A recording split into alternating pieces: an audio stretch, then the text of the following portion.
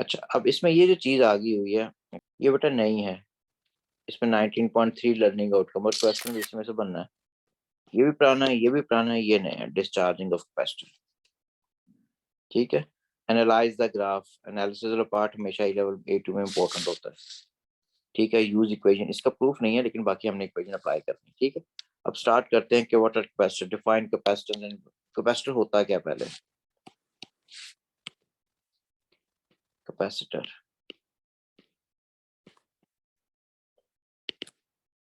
Capacitor बेटे एक ऐसा कंपोनेंट है, जैसे हमारे पास एक रेजिस्टर एक कंपोनेंट है जो रेजिस्टेंस ऑफर करता है, ठीक है। तो ये एक LDR एक कंपोनेंट है जो लाइट इमिट करता है, फॉरवर्ड बाइस होता है। थर्मिस्टर एक कंपोनेंट ही है जो कि हमारे पास सेंस करता है टेम्परेचर को, तो ये भी हमारे पास एक कंपोनेंट ही है, कोई पर्टिकुलर डिवाइस नहीं है। अब ये कंपोनेंट करता क्या है, ये चार्ज को स्टोर करता है, स्टोर चार्ज, ठीक है। ये ज्यादा बेहतर स्टोर की जगह, चलो स्टोर लिख दिया तो लिख दिया, सेपरेट करता है चार्ज को। अगर चार्ज को स्टोर या सेपरेट कर रहा है तो उससे फायदा क्या होगा, तो एनर्जी स्टोर होगी, energy is stored. Capacitor is a component which is used to separate electric charges for the storage of electrical energy, ठीक है। Component which is used to separate electric charges for the storage of electrical energy। इसका जो symbol हम लिखते हैं बेटे, symbol ये होता है कि हमारे पास ये एक प्लेट है मेटल की, मेटल इसे लेते हैं ऑलरेडी, इनमें हमारे पास फ्री इलेक्ट्रॉन्स होते हैं, कंडक्शन इलेक्ट्रॉन्स होते हैं। ये दो पैरेलल प्लेट्स हैं, इनका साइज एक जैसा होना इतना जरूरी नहीं है, ठीक है। इनका मटेरियल भी एक जैसा होना जरूरी नहीं है, लेकिन इनमें सेपरेशन एक जैसी होनी जरूरी है। मैं अगर पैरेलल प्लेट्स कह रहा हूँ तो इसका मतलब है दे मस्ट बी पैरेलल। तो क्या ना, एक बड़ी प्लेट बना दी एक छोटी प्लेट बना दी, वो इतनी क्रिटिकल नहीं है, ठीक है। हाँ फॉर्मूला जरूर आता है लेकिन हमारे सिलेबस में, इसलिए जो ये है, तो दो पैरेलल प्लेट्स हैं। मैंने कहा इनका मटेरियल डिफर कर सकते हो, इनकी हमारे पास सेपरेशन लेकिन एक जैसा होना जरूरी है। इसमें basically capacitor two terminal device, एक टर्मिनल ये है, दूसरा टर्मिनल, और ये सिंपल आम मेटल प्लेट्स हैं बेटे। अब मेटल प्लेट्स के दरमियान हमारे पास यहाँ पे क्या आएगा, एयर होगी, ठीक है। तो इसके बाद ये इसके अगर मैं कंपोजिशन देखूं, ये किस पे कंपोज होता है, these are two metallic parallel plates, two metallic parallel plates। अब हम मेटल क्यों लेते हैं, मेटल इसलिए लेते हैं कि इनकी हमारे पास नंबर डेंसिटी डिफाइन हुई होती है। नंबर डेंसिटी क्या, number of conduction of free electrons per unit volume, तो फ्री इलेक्ट्रॉन होने चाहिए। अब यहाँ पे ग्लास लगा दो, उसमें फ्री इलेक्ट्रॉन है नहीं, वुड लगा दो कुछ नहीं होना, ठीक है।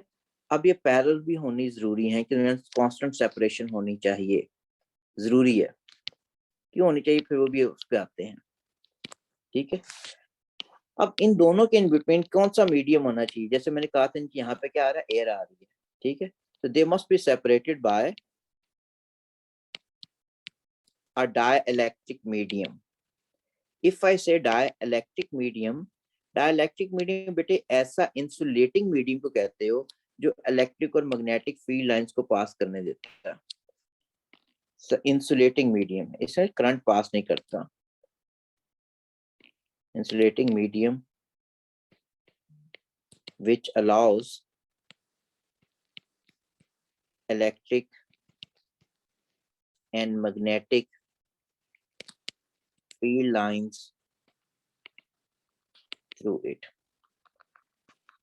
अच्छा, जैसे कि बेटे हमारे पास एयर डाइलेक्ट्रिक है, एयर में करंट तो पास नहीं करता ना, बट एयर के अंदर से हमारे पास बेटा इलेक्ट्रिक फील्ड लाइन भी पास करते हैं, मैग्नेटिक फील्ड लाइन भी पास करते। दो मैग्नेट एक दूसरे करीब ला रहे होते हैं, अट्रैक्ट या रिपेल होते हैं depending on the poles nearby each other, ठीक है। या फिर हमारे पास पेपर जो होता है, पेपर इज आल्सो डाइलेक्ट्रिक, ठीक है। अगर हमारे पास कोई भी सर्किट बना दें इस किस्म का बेटे, यहाँ पे हमने एक पेपर लगा दिया हुआ, ये 4 साइज, और यहाँ पे मैंने मिली माइक्रो एमीटर भी लगाया हुआ, तो करंट पास नहीं कर रहा, चाहे 120 वोल्ट लगा लो, 220 वोल्ट लगा लो, करंट पास नहीं करता, पेपर में करंट पास नहीं करता। ठीक है, लेकिन पेपर में से इलेक्ट्रिक और मैग्नेटिक फील्ड लाइंस पास कर जाती हैं। मैग्नेटिक फील्ड लाइंस पास कैसे करती हैं? अगर वही मैंने पेपर यहाँ शुरू किया, ये पेपर ही लिया बेटा मैंने, और पेपर के ऊपर अगर आपने आयरन फिंग्स फेंके हुए ये वाला बहुत ज्यादा, और नीचे एक मैग्नेट अगर आप लेते हो, कोई नॉर्थ या साउथ पोल कोई भी बार मैग्नेट लिया है, नॉर्थ ले रहे हो साउथ, अगर इस बार मैग्नेट को बेटा मैं मूव करता हूँ यहाँ से इस तरफ, ठीक है, अगर इस तरफ मूव करेंगे तो हमारे पास ये जितनी भी आयरन फ्लिंग्स मैंने बनाई है ये भी they will also move accordingly with this one, ठीक है ना। तो इसका मतलब है हमारे पास पेपर के ऊपर मैंने रखी हुई थी iron filings and I am moving the magnet underneath it, तो magnetic lines of force can pass through the paper. Same is true for the electric lines of force. Like if you place an positive charge particle even on this one, तो छोटी छोटी आपने fillings रखे हैं possessing positive charges, ठीक है, कोई भी चीज आपने ले, चाहे इंसुलेटर को पॉजिटिव चार्ज आपने प्रोवाइड करके किसी के रख दिया, and you are moving a negative charge object underneath it, ठीक है, यहाँ पे कोई भी नेगेटिव चार्ज ऑब्जेक्ट रख दिया, तो अब हमारे पास इस नेगेटिव चार्ज ऑब्जेक्ट को अगर आप मूव करोगे यहाँ से, तो ये भी साथ साथ मूव करेगी, सब पेपर में magnet electric lines of force भी पास कर जाती है। माइका जो होता है, माइका भी, अब माइका फिर समझाना पड़ेगा क्या क्या होता है। तो पेपर हमारे पास क्या है, ये भी बेटे डाइलेक्ट्रिक होता है। डाइलेक्ट्रिक एक ऐसे इंसुलेटिंग मीडियम को कहते हो जिसमें से इलेक्ट्रिक और मैग्नेटिक फील्ड लाइंस पास करती हैं लेकिन करंट पास नहीं कर सकता है। तो दरमियान में डाइलेक्ट्रिक पेपर रख दो या फिर हमारे पास एयर का गैप आ जाए। अब मैंने लिखा क्या हुआ है, इज अ कंपोनेंट, ठीक है, स्टोर इलेक्ट्रिक चार्ज। अब पेपर में क्वेश्चन भी एक दफा है, capacitor is not used to store electric charge, is used to store energy, explain how. अच्छा अब ये देखो, अब इसी कैपेसिटर को अगर मैं लगाता हूँ, सपोज ये एक प्लेट होगी, this is the next plate, ठीक है, both are parallel to each other, ठीक है, इसको सपोज मैंने कनेक्ट कर दिया पॉजिटिव टर्मिनल बैटरी के साथ, और दूसरे को मैंने नेगेटिव टर्मिनल बैटरी से कनेक्ट कर दिया, ठीक है, ये हो गया। अब होगा क्या, अब सपोज अगर ये हमारे पास ईएमएफ सोर्स है, यहाँ पे मैंने वोल्ट मीटर भी लगा दिया ये वाला, अब होता क्या है, होता ये है कि बेटे हमारे पास कि यहाँ पे ऑलरेडी फ्री इलेक्ट्रॉन्स इसके अंदर होते हैं। अगर फ्री इलेक्ट्रॉन्स हैं तो ये पॉजिटिव पोटेंशियल के पास टेंडेंसी है कि इलेक्ट्रॉन यहाँ से गेन कर सके। फ्री इलेक्ट्रॉन कैसे, क्योंकि मेटल लिया था, नंबर डेंसिटी हाई होती है। अगर बेटे पॉजिटिव चार्ज पर टेंडेंसी है कि इलेक्ट्रॉन अपनी तरफ अट्रैक्ट करे, तो मैं सपोज कर रहा हूँ in the first step, let के 4 electrons of plate, this is A plate, let this is B plate, A plate move towards positive electrode. अगर 4 इलेक्ट्रॉन्स इधर आ रहे हैं, सॉरी 4 इलेक्ट्रॉन्स इधर आ रहे हैं, तो यहाँ पे क्या बन जाएगा, 4 पॉजिटिव चार्जेस डेवलप हो गए, ठीक है। अगर 4 पॉजिटिव चार्जेस डेवलप हो गए, ये खुद तो नहीं हुए ना, इसने किए बैटरी पर, ठीक है, पॉजिटिव टर्मिनल के पास टेंडेंसी थी, टेंडेंसी में कैपेबिलिटी थी, एनर्जी थी, पोटेंशियल एनर्जी थी, इसने उसे इलेक्ट्रॉन को काइनेटिक एनर्जी में कन्वर्ट करवा दिया, तो इसकी कुछ एनर्जी यहाँ कंज्यूम आई है, ठीक है। अगर यहाँ पे पॉजिटिव चार्ज आ गया तो यहाँ वाली प्लेट पे क्या आएगा, नेगेटिव चार्ज आ गया इस तरफ, सपोज हम डिटेल पे बाद में आता हूँ, ठीक है, चार्जिंग में यहाँ नेगेटिव चार्ज आ गया, खुद तो नहीं आया ना, ठीक है, लाया गया, कहाँ से लाया गया, बैटरी नहीं कनेक्ट करते तो आ ही नहीं सकता था, तो इसका बैटरी की कुछ एनर्जी जो होगी बेटे वो हमारे पास यहाँ पे स्टोर होगी है। वैसे भी देखो हमने पोटेंशियल एनर्जी का फॉर्मूला पढ़ा हुआ, this is 1 over is directly proportional to charge on one plate, charge on next plate over separation। क्या दो प्लेट पे चार्ज आ रहा है, एक ए प्लेट है एक बी प्लेट है, दरमियान में सेपरेशन भी आ रही है, तो लाजमी पोटेंशियल एनर्जी स्टोर हुई है इसके अंदर, ठीक है। तो अब देखो एनर्जी तो स्टोर, बात क्लियर होगी ना, electrical energy potential energy store हुई है because we are having positive and negative charge in parallel plates with a separation between them, so electric potential energy is stored on them, but net charge on the capacitor क्या है, this is zero। Capacitor क्या था, capacitor क्या था, दो parallel plates थी with a separation. अब दोनों एक प्लेट पे जितना पॉजिटिव चार्ज है, नेबरिंग प्लेट पे उतना ही नेगेटिव चार्ज है, तो नेट चार्ज कितना हो गया, 0 हो गया, ठीक है। तो हमारे पास जो डेफ यहाँ पे लिखा था हाँ, स्टोर इलेक्ट्रिक चार्ज, स्टोर किया, सेपरेट कर दिया था उसने चार्ज, ठीक है, ताकि एनर्जी स्टोर हो सके। तो हमने कैपेसिटर का ये काम होता है कि ये एनर्जी को स्टोर करता है, और एनर्जी कहाँ से आ रही थी, इसी की कुछ एनर्जी यहाँ कंज्यूम हो रही है ना, बैटरी नहीं लगाते ना पॉजिटिव वगैरह नेगेटिव, ठीक है। तो इसका मतलब है हमारे पास, लेकिन नेट चार्ज ऑन कैपेसिटर अगर लिखूं तो दिस इज 0, ठीक है। अच्छा, अब नेक्स्ट पे आते हैं कि कैपेसिटर चार्ज किस तरह स्टोर करते हैं, charging of capacitor. Let this is positive plate, this is one plate and this is the next one, ठीक है। Let we connect it to the positive terminal of the battery, ठीक है, and next is connected to the negative terminal. अब let if I say this is plate A, this is plate B, जिसने हमने पहले किया। अब दो तीन तरीकों से आऊंगा बेटे मैं। लेट के फर्स्ट स्टेप के अंदर क्या हो रहा है कि 4 इलेक्ट्रॉन जो हैं, suppose this A plate is connected is positive electrode, तो मैं सपोज कर रहा हूँ, मेरी सपोजिशन 4 आ रहे हैं, 15 भी आ सकते हैं depending on it's number density, कि यहाँ से इलेक्ट्रॉन इधर आ रहे हैं। तो 4 electrons of A plate move towards this side in first step. तो 4 इलेक्ट्रॉन इधर आए तो यहाँ पे 4 पॉजिटिव चार्जेस आपने शो कर दी। अब दरमियान में कौन सा मीडियम है, डाइलेक्ट्रिक, इसमें से इलेक्ट्रिक फील्ड लाइंस पास कर जाती हैं। अगर इलेक्ट्रिक फील्ड लाइन पास कर जाती हैं, इसका मतलब इसमें चार्ज सेपरेशन हो जाएगी। चार्ज सेपरेशन होने का मतलब ये है कि इस तरफ कौन सा चार्ज आ जाएगा, नेगेटिव, और इस तरफ कौन सा चार्ज आ जाएगा, पॉजिटिव। उसी मेटल पे ना हो क्या रहा है, यहाँ जो न्यूट्रल एटम था, न्यूट्रल एटम में से उसने इलेक्ट्रॉन बाहर निकाल लिया, वहां पे कौन सा चार्ज आ गया, पॉजिटिव। ये हो रहा है। अब बेटे जो नेगेटिव चार्ज है हमारे पास लेफ्ट साइड पे, वो अब के फर्दर मूव नहीं कर सकता, क्यों, दरमियान में डाइलेक्ट्रिक मीडियम है। डाइलेक्ट्रिक मीडियम क्या होता है, इंसुलेटिंग, यहाँ चार्ज कैरियर मूव ही नहीं कर सकते। लेकिन ये नेगेटिव चार्ज किसकी फील्ड में आ चुका है, इस पॉजिटिव चार्ज की फील्ड में जकड़ा हुआ उसने, फोर्स सप्लाई की हुई। ये प्रोटॉन जो है they are free, they need electron to come to their stable state, ठीक है। तो सेकंड स्टेप में क्या हुई है, चार्ज सेपरेशन हुई है बाय इंडक्शन, बाय इंडक्शन। अगर चार्ज सेपरेशन हुई है बाय इंडक्शन, तो इसका मतलब नेगेटिव और पॉजिटिव आ गया। अब नेगेटिव मैंने जिसने कहा इसकी फील्ड में प्रोटॉन फ्री हैं, and these protons are further connected by this conducting path to this negative electrode. तो इसका मतलब थर्ड स्टेप के अंदर क्या होगा, ये जो पॉजिटिव चार्ज है बी प्लेट की तरफ, ये क्या करता है कि 4 इलेक्ट्रॉन्स जो हैं सोर्स को लेट के ऐसे रिप्रेजेंट करते हैं। सोर्स के इलेक्ट्रॉन जो है हमारे पास अपनी तरफ अट्रैक्ट करता है। अगर हमारे पास सोर्स के इलेक्ट्रॉन्स गए हैं बेटे, यहाँ पे गए हैं, तो इसको सारों को क्या कर देंगे, वो न्यूट्रलाइज कर देंगे।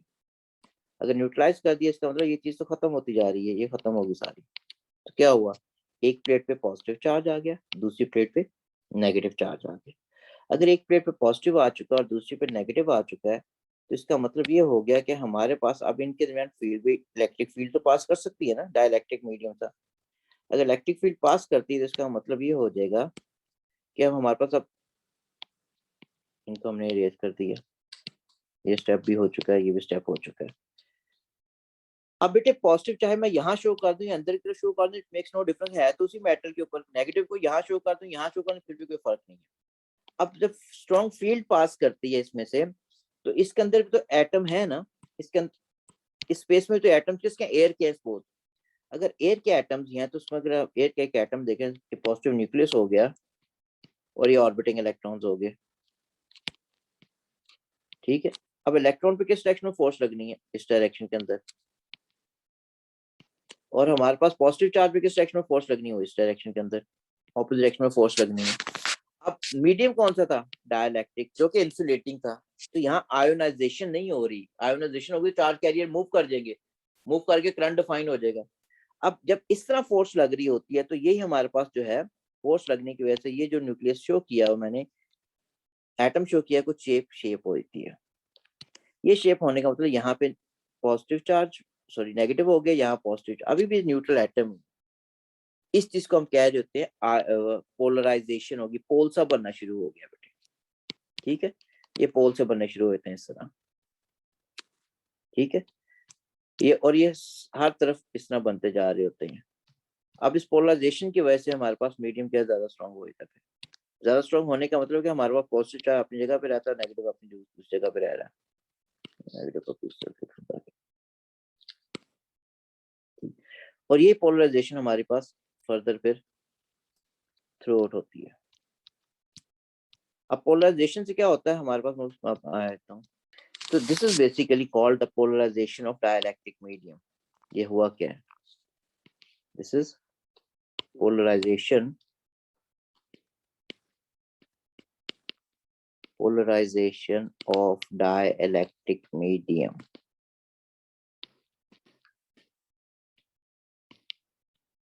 ठीक हो गया बेटे? अच्छा, अब इसका बेनिफिट क्या था? पोलराइजेशन क्या बेनिफिट हुआ है बेटे? ये पॉजिटिव और नेगेटिव के दरमियान जो ये रेजिस्टेंस कम होने की वजह से फोर्स ज्यादा स्ट्रांग हुई थी। सारी जगह आ गया हुआ है, ठीक है, फोर्स ज्यादा स्ट्रांग हुई थी। तो अब ये मैंने एक प्रोसेस बताया, but this is not necessary. ये हम इस तरह भी तो हो सकता था, मैं पहले एक तरफ गया और दूसरे पास से आए थे बेटे। यही हमारे पास वही चीज शो की हुई है, यहाँ पे कोई पॉजिटिव चार्ज नहीं अभी है और यहाँ पे भी कोई नेगेटिव चार्ज नहीं है बेटे, न्यूट्रल अभी। If I connect them to a battery, अब ऐसे भी तो हो सकता है कि बेटे यहाँ नेगेटिव इलेक्ट्रोड है, यहाँ पे ऑलरेडी नेगेटिव चार्जेस की स्ट्रेंथ बहुत ज्यादा, जो ही उनको कोई कंडक्टिंग पाथ मिलेगा इलेक्ट्रॉन तो मूव करना शुरू कर देंगे। तो इलेक्ट्रॉन यहाँ से एकदम तेजी से मूव करना शुरू होगी, इस तरफ इधर मूव करना शुरू होगी, इधर आके डिपॉजिट हो गए। अब क्या ये फर्स्ट स्टेप मैंने लिया, 4 इलेक्ट्रॉन मैंने सोर्स के ले लिए, आई कंसीडर सोर्स बायस। अगर 4 इलेक्ट्रॉन इधर आ गए, दरमियान में डाइलेक्ट्रिक मीडियम है, इसके इलेक्ट्रिक फील्ड लाइन पास करेंगे क्योंकि स्टैटिक हो गए हैं, तो इलेक्ट्रिक फील्ड आ जाएगी इसकी। तो यहाँ पे जो न्यूट्रल एटम होंगे उनमें से इलेक्ट्रॉन को रिपेल करेंगे, इलेक्ट्रॉन को रिपेल करेंगे तो पॉजिटिव चार्ज वहीं देगा, इलेक्ट्रॉन रिपेल होके इधर आ गए, ठीक है। अब जो ही इलेक्ट्रॉन रिपेल होते हैं अभी भी इनको रिपल्सिव फोर्स मिल रही है। अब दूसरी तरफ ये भी देखो कि नेगेटिव ये इलेक्ट्रॉन किसके साथ कनेक्ट है, why this conducting part two this positive electrode. तो पॉजिटिव इलेक्ट्रोड पर टेंडेंसी है कि यहाँ से इलेक्ट्रॉन अपनी तरफ गेन कर सकता है, तो ये जो इलेक्ट्रॉन है बेटे यहाँ से मूव करना शुरू कर देंगे इस तरफ, ठीक है। तो सेकंड स्टेप वही हुआ जो पहले हमने ये वाला पढ़ा था, ये वाला वही हुआ ये। तो थर्ड स्टेप में क्या हो रहा है कि वही जो 4 इलेक्ट्रॉन्स हैं किसके, ए प्लेट के, they are moving toward this side. अगर ए प्लेट के इलेक्ट्रॉन इधर चले जाएंगे तो इसका मतलब है हमारे पास ये क्या होगी, न्यूट्रलाइज हो गई, यहाँ नहीं। अच्छा, अब यहाँ पे देखो एक प्लेट पे पॉजिटिव है दूसरे पे नेगेटिव है, तो फिर क्या होगा, एक पे पॉजिटिव दूसरे पे नेगेटिव, वही काम हुआ, पोलराइजेशन होगी। अच्छा, अब जब हम एक कैपेसिटर को कनेक्ट करते हैं across the terminals of an EMF source है बैटरी, तो ये दोनों तरफ से हो रहा होता है। देखो कोई डायरेक्शन चेंज नहीं हुई बेटा इलेक्ट्रॉन की मोशन की, जिस तरह मर्जी आप कंसीडर कर लो, ठीक है, कोई डायरेक्शन चेंज नहीं हुई है। तो इसका मतलब ये सारा प्रोसेस बड़ी जल्दी से हो रहा होता है। अब इस चार्जिंग का अगर मैं देखूं कि हमारे पास ग्राफ क्या बनता है, अब ग्राफ की ना वो डेरिवेशन किस इक्वेशन के थ्रू वो नहीं सिलेबस, हम ओरल को सिर्फ स्टडी करेंगे। टाइम हो गया, यहाँ पे मैं देखना चाह रहा हूँ चार्ज कितना आता है।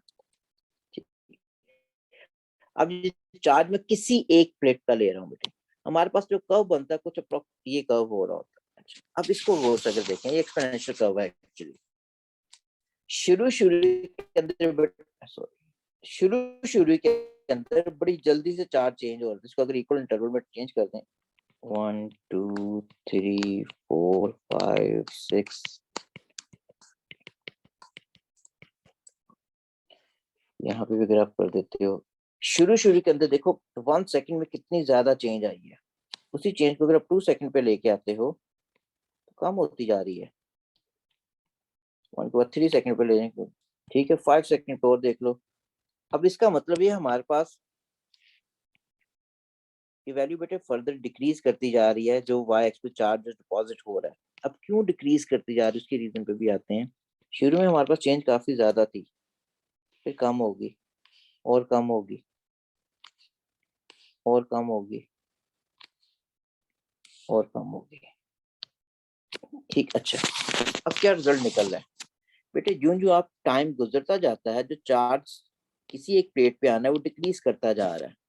क्यों डिक्रीज करता जा रहा है, क्योंकि जब आप यहाँ पे एक वोल्ट मीटर लगाते हो, ये वोल्ट मीटर लगा दिया, तो जो शुरू में तो इसमें एनर्जी है ही नहीं थी, तो यहाँ से डेफिनेट जल्दी से जाता जा रहा था।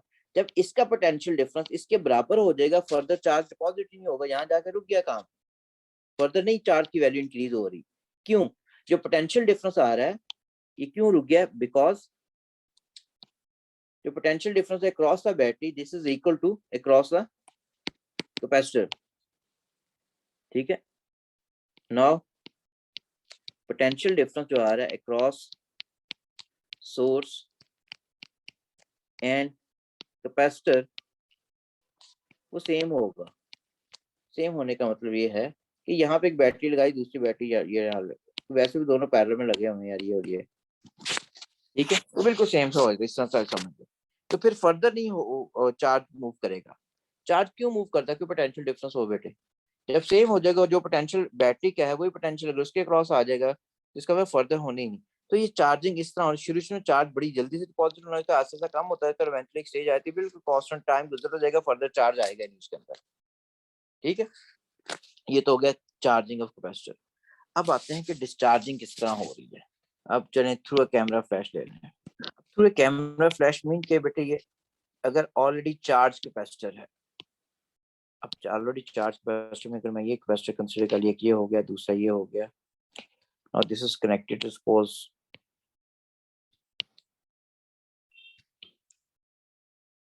ठीक है, ये चलें फिलामेंट लैंप ही मैंने कंसीडर कर लिया कि वो ऑन होता ही नहीं होता, ठीक है। ये अब this is already a charge capacitor having large number of mobile या